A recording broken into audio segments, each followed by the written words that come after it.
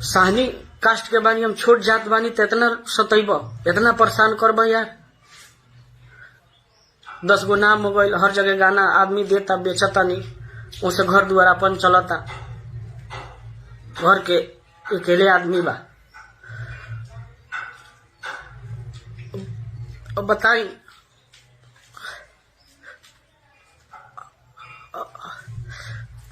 का हर कलाकार के साथ ऐसे करिए?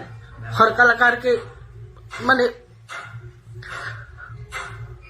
हर कलाकार कतना कट से आगे जाता, कतना माने कितना ऐसी बेल के आगे बढ़ता, तू करे के इतना टच करबो यार। अब बताई मला कास्ट के आदमी गाना सकता?